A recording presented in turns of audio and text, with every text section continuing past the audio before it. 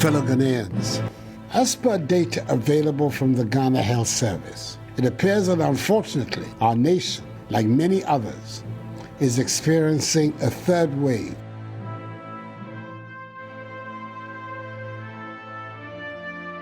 Vehemently say that it is not the staff of Frontier that is involved.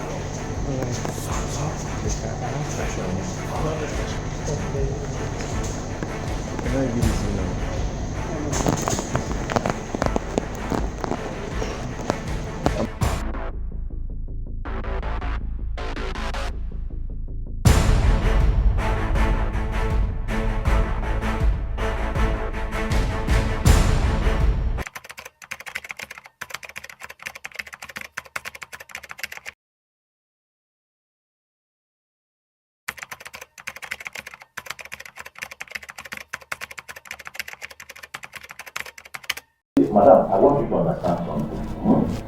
I guess the takeaway from this meeting should be that, okay, what your letter alleged is not from here. It is not from here. That should be the takeaway. Okay? I will vehemently say it that it is not the staff of Frontier that is involved. The Chief of Staff of Frontier's Healthcare Services Limited, Hafna Onochi, at a meeting packed with 8 senior officials, including 3 members of the Fourth Estate team, doubted the credibility of the investigation. The Fourth Estate had presented evidence of fake COVID-19 test certificates obtained from Frontier's Healthcare Services Limited. Frontiers is the only COVID-19 testing company that undertakes the government's mandatory testing of persons coming into Ghana through the Kotoka International Airport. It also undertakes PCR tests for random persons. It all began one April morning of bad news. The highly contagious Delta variant had been detected. Fellow Ghanaians, as per data available from the Ghana Health Service, it appears that unfortunately our nation, like many others, is experiencing a third wave of COVID-19 infections. These increased infections have largely been driven by the Delta variant of the virus. Ghana's monthly case count was rising again. The country was on the cusp of a third wave of infections, but the restrictions had been eased and people were beginning to get their lives back, working and traveling. At the same time, stories about these fake results started inundating news portals. Positive test results were allegedly turning negative, so patients could still travel. Health authorities and testing centers denied these reports. A health professional who hinted the Fourth Estate about fake COVID-19 tests mentioned Frontier's Healthcare Services Limited. The Fourth Estate team decided to investigate the allegation. On Monday, October 6, 2021, Jordan Inti arrived at the Frontier's Healthcare Services and approached the staff in a green reflector with the inscription FHS. The staff introduced himself as Clinton, and Jordan told him he had tested positive for COVID-19 but wanted a negative test certificate. Which country are you going to? US. When?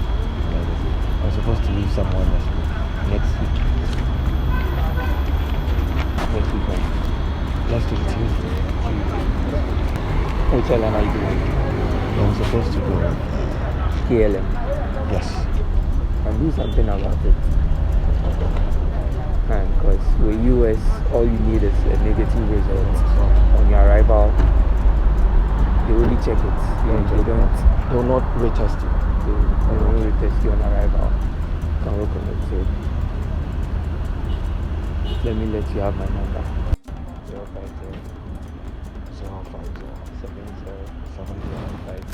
050 Now one. Without flinching, he accepted to do it. He asked to be given some time to confirm the cost Jordan should pay for the fake negative certificates. In just an hour, he got back to Jordan requesting for 900 cedis for the falsified certificates. He later claimed he was working with someone else. Yeah. I'm getting you now. Thank you. Yeah, I was saying the guy is saying for the initial payment, which is for the lab sample, that will have to go into the data. The 300 is compulsory, you have to pay. I have to pay that. Yes, but his charge is going to be 600. I'm going to add 600. Yes, because he's going to put his job. I told him initially I told him about the fact that you need this agency, and the fact is you also don't have money. Yeah. You also don't have money. So what best can you do about it? Okay. Who can learn them? We finally decided that if you agree to it, what you do for me is you send me your passport, a picture of your passport. Okay. Mm-hmm. The rest, if you go on Monday to do it, I'll let you transfer the money, then you come and take the result. Okay. He promised to get Jordan the falsified COVID-19 certificates on Monday, October 11, 2021, since Jordan had told him he would be traveling to the USA on Tuesday, October 12. So if I just have your name and I give it to you, that result, you can't travel with it. I can take your name right now and give it to the person and you do it. But that result, whoever knows my company will tell you our result comes with the passport number, your date of birth, and your name on it. Without it, I can't give you a result. I can give you a result, all right, but you can't travel with that result. Clinton asked Jordan to provide his passport number, which would be on the test certificate to be issued.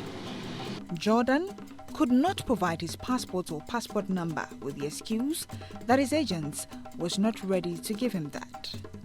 On Monday, October 11 at 12:15 p.m., Jordan arrived at Frontiers to collect his falsified COVID-19 test certificates. At 6:35 p.m., Clinton arrived at Frontiers and called Jordan to deliver the certificates. Jordan, on his part, tried transferring money to him through mobile money, but as fate will have it, several attempts to do that failed. Clinton was eventually compelled to provide the contact of his colleague, whom he claimed was involved in the deal, Richard Amper's contact for the transfer. 3 days after Jordan received his COVID-19 test certificates, he made a WhatsApp call to Richard Amper, Clinton's alleged partner. Jordan wanted another fake COVID-19 test results. I was calling to say thank you. Everything has been successful.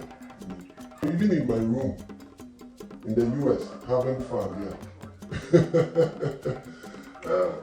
But yes, the agent even made me call you this evening. He wants to bring somebody tomorrow. He said he had a friend who also wants to do it, so he can also have his way to the United States. Yeah, so I wanted to talk to you if you can be of help. Then I'll let him call you tomorrow. Okay. Alright, so I should give your number to him, right? Okay, alright. Thank you very much. The following day, a member of the Fourth Estate team called Richard, a staff of Frontiers Healthcare Services. He told Richard he was the one Jordan had spoken about. Richard feigned ignorance. He has a problem. He wants to change from positive to negative so that he can travel.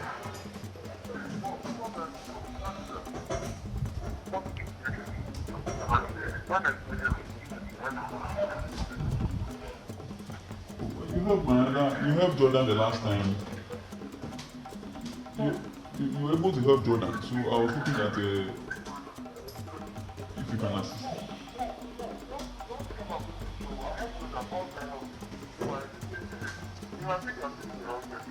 The Fourth Estate's second undercover agent, Derek, not his real name, had tested positive for COVID-19 on October 12, 2021. 3 days later, he went to Frontiers Healthcare Services Limited at the airport to see Richard Ampa. He told Richard about an earlier request for a fake negative test certificate in reference to Jordan's call to Richard. But for the second time, Richard denied knowledge about the scheme. Good morning. I was sent here by Jordan. Jordan called me and was saying something else. So I told him that maybe it's likely he gave me around. I was supposed to even be here earlier, but then he called me and was saying that this time. He was saying that someone received a positive result and I changed it to negative for him the person travel. So he's expecting this. And I said, really, here we don't do that. When I called him about the payments for the fake results he received on behalf of Clinton, this is what he said.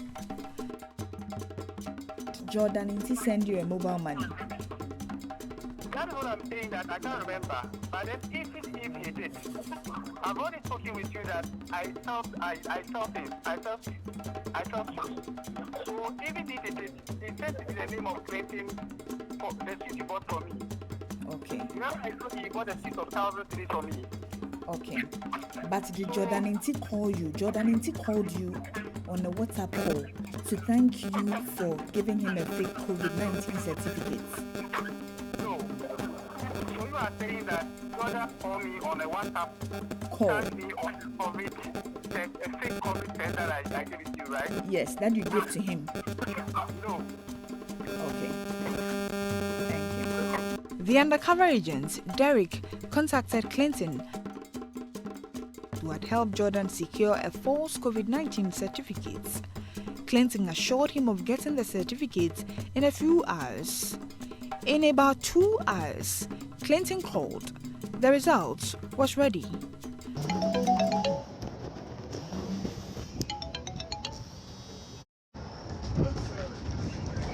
Yes, sir. I'm inside though. Okay, I've seen you. I should come there.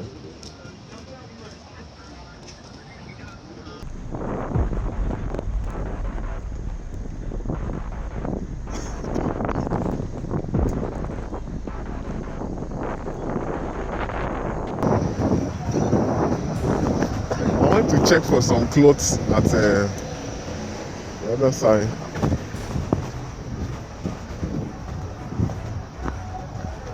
Nice to see you. Yeah.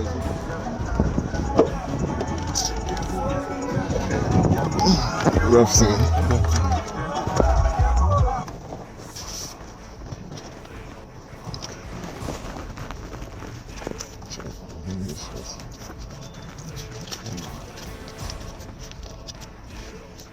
Thank you very much. Let's go.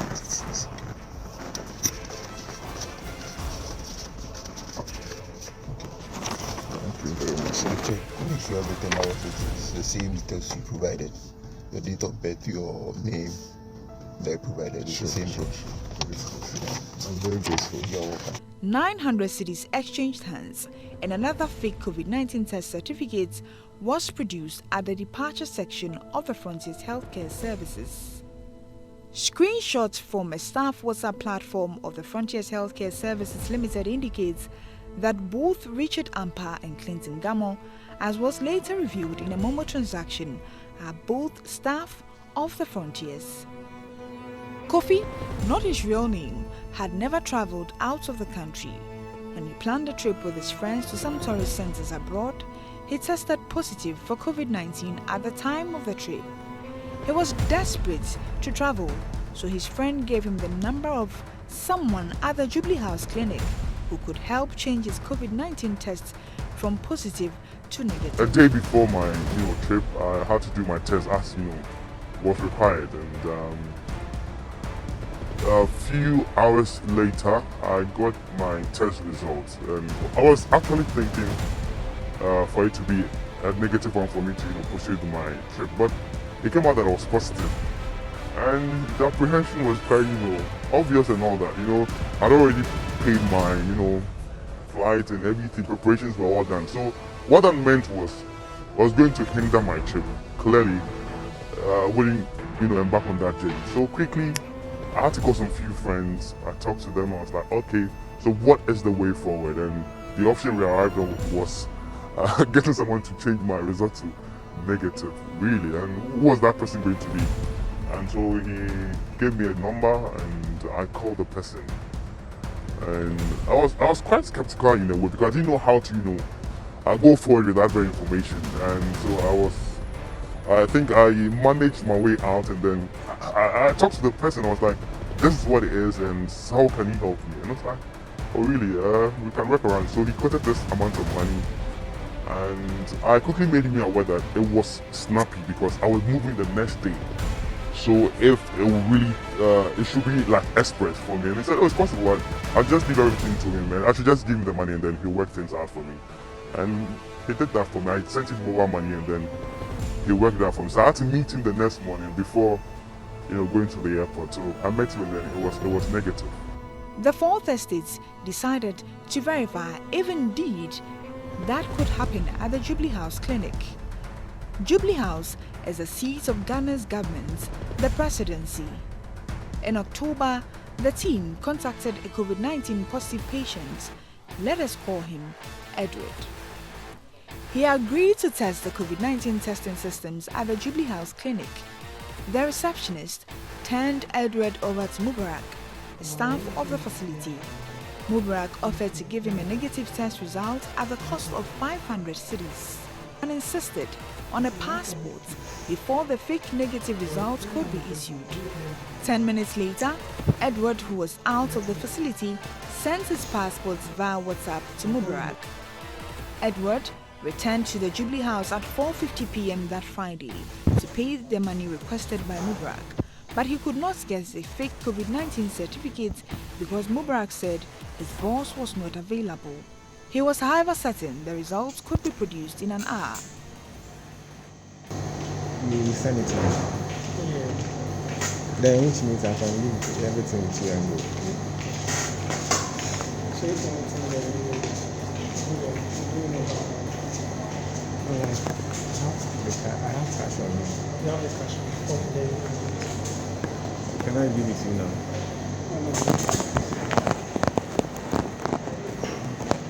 I'm sure I'll get it today. Yeah. Because I'm worried that's you guys see. Oh no, no more. Once it's in the system, we will be able to.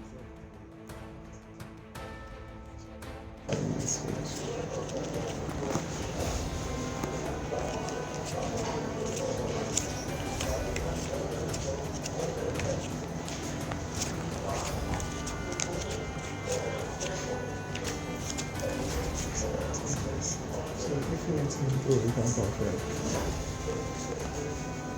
So this one. Edward received a negative COVID-19 test in a PDF format with the name Ghana Immigration Service, GIS Clinic COVID-19 Testing Center on it from Mubarak at exactly 5:41 p.m. Unfortunately for Mubarak, the certificate had his phone number where the patient's number was required. On Monday, October 27, a member of the Fourth Estate team called the number on the fake COVID-19 test certificate requesting for directions to the GIS Clinic COVID-19 Testing Center, but Mubarak redirected the caller to the Jubilee House for the tests. Few minutes after that call, a text message came through from Mubarak's number. 3 hours after 500 cedis changed hands, Edward's COVID status changed, but his COVID-19 symptoms remained. No sample had been collected, but on paper, Edward was healthy. The Chief Director at the Office of the President wrote for further information when the Fourth Estate wrote to the Jubilee House Clinic for a response. When Fourth Estate provided the information, the Office of the President wrote back. Further to our letter of even reference dated 27th October 2021, we wish to notify you that after our preliminary investigations into the allegation, it was decided that the report be forwarded to a state security agency for further action. Accordingly, the matter is currently with one of the security agencies for the conclusion of the investigations.